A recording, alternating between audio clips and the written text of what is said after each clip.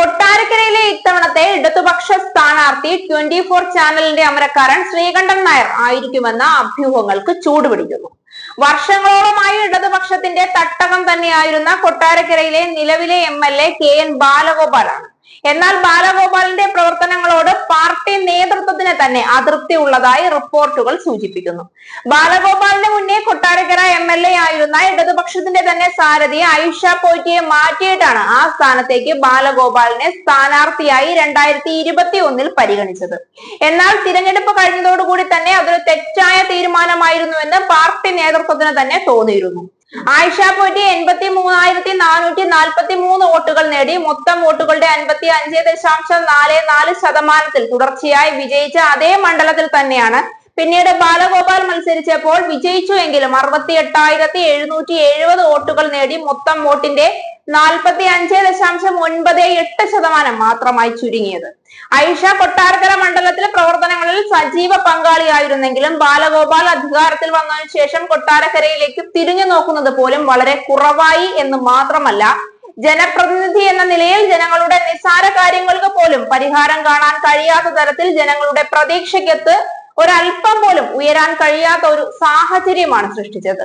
പൊതുജനങ്ങളുടെ പ്രശ്നങ്ങളോടുള്ള അദ്ദേഹത്തിന്റെ നിരുത്തരവാദിത്വം കൊണ്ട് തന്നെ പാർട്ടിയോടുള്ള വിശ്വാസം പോലും ഏറെക്കുറെ നഷ്ടമായ ജനങ്ങൾക്കിടയിലാണ് ഇടതുപക്ഷം ഇത്തവണ ശ്രീകണ്ഠൻ നായരെ പോലെ ശക്തനായ ഒരു പോരാളിയെ രംഗത്തിറക്കുന്നത്.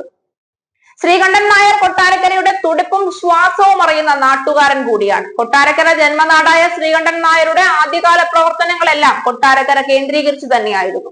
എന്നാൽ പിന്നീട് ഇടക്കാലത്ത് കൊട്ടാരക്കരയിൽ നിന്നും വിട്ടുനിന്നെങ്കിലും ഈ അടുത്ത കാലത്തായി ആ നാട്ടിലെ എല്ലാ പ്രവർത്തനങ്ങളിലും ശ്രീകണ്ഠൻ നായർ സജീവ പങ്കാളിയാണ്.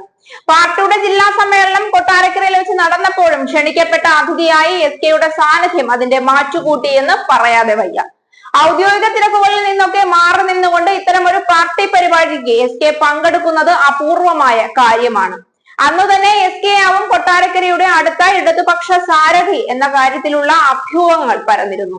എന്നാൽ അതിനു പിന്നാലെ സ്വന്തം നാട്ടിൽ തന്നെ 24ന്റെ ഒരു ബ്യൂറോ കൂടി അദ്ദേഹം ആരംഭിച്ചതോടുകൂടി അഭ്യൂഹങ്ങളൊക്കെ ശരിവെക്കുന്ന തരത്തിലുള്ള നിഗമനങ്ങളും ചർച്ചകളുമാണ് പിന്നീട് നടന്നത്.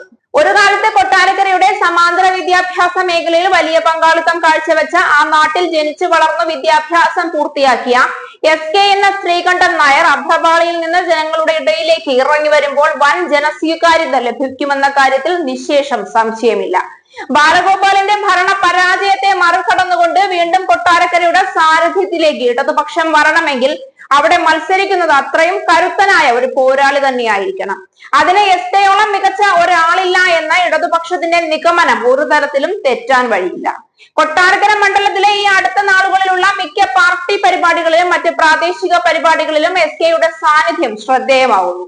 ഇതിനൊക്കെ പുറമെ കഴിഞ്ഞ പതിറ്റാണ്ടുകളായി മാധ്യമരംഗത്ത് അതികായനായി നിൽക്കുന്ന ശ്രീകണ്ഠൻ നായരെ പോലെ ഒരാൾക്ക് രാഷ്ട്രീയത്തിന്റെയും രാഷ്ട്രീയക്കാരുടെയും ഓരോ നാടിന്റെയും ഒഴുക്കിന്റെയും വളർച്ചയുടെയും ഗതി എങ്ങോട്ടാണെന്നും അത് ഏതു തരത്തിൽ തിരിക്കണമെന്നുമുള്ള വ്യക്തമായ ധാരണയുണ്ടാകും. കടലിനെ അറിയുന്നവനെ തന്നെ കപ്പിത്താനാക്കുന്നത് പോലെ തന്നെയാണ് കൊട്ടാരക്കരയെ അത്രയും അടുത്തറിയുന്ന SKയുടെ കയ്യിൽ കൊട്ടാരക്കരയെ ഏൽപ്പിക്കുന്നതും. ഇനി ഇതൊന്നുമല്ല, സ്വതന്ത്ര സ്ഥാനാർത്ഥിയായി ഇതേ മണ്ഡലത്തിൽ മത്സരിക്കുകയാണ് എങ്കിൽ പോലും ബാലഗോപാലിനേക്കാൾ മികച്ച ഭൂരിപക്ഷം നേടിക്കൊണ്ട് തന്നെ ശ്രീകണ്ഠൻ നായർക്ക് കൊട്ടാരക്കരയുടെ ഭരണചക്രം തിരിക്കാമെന്ന കാര്യം ഉറപ്പാണ്. ശ്രീകണ്ഠൻ നായരുടെ പേര് തിരഞ്ഞെടുപ്പ് ചർച്ചകളിൽ മുഴങ്ങി കേൾക്കുമ്പോൾ ഔദ്യോഗിക പ്രഖ്യാപനത്തിനു വേണ്ടിയാണ് ഇനി നാട് കാത്തിരിക്കുന്നത്.